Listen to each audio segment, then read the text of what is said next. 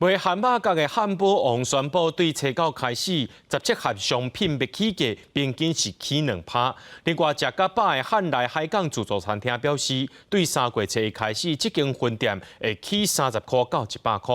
有专家认为，讲这台湾是输入性的通货膨胀，国际原物料价格已经开始伫咧落。预估今年消费者物价指数有机会降到2%以下。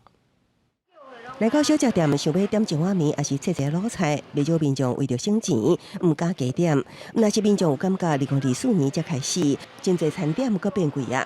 多年经营小食摊40几年的业者，也花成本起吃不消。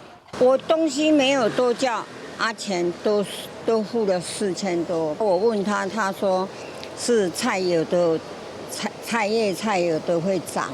业者啉咧无起，都惊人客走了了。也毋过也有业者决定无买紧嘛，宣布起价。有名素食店汉堡王宣布考量整体营运状况，为初九开始调整17个产品价销，整体平均起2%，其中佫以东鹏培根香煎古巴堡甲金龙起司薯起上济，一摆起20块。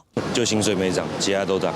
便当其实涨蛮快的啊，有时候加5块10块，不知不觉就一个便当可能就90。因为食物就很贴近生活，然后也每天都需要去吃的东西。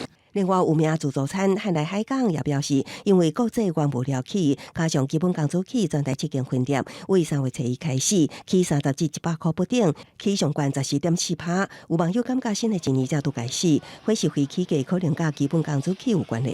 也毋过专家认为，台湾属于输入性通膨，因为国际通膨已经等和原物料继续加博，今年消费者物价指数有希望跌落2%以下。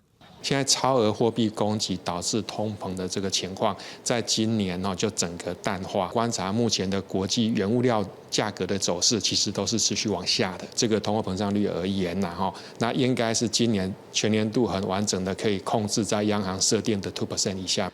专家表示，除非今年还有新的地缘政治冲突出现，那么今年整体的消费者物价指数会逐季走坡，通膨压力有希望第二顿好。记者综合报道。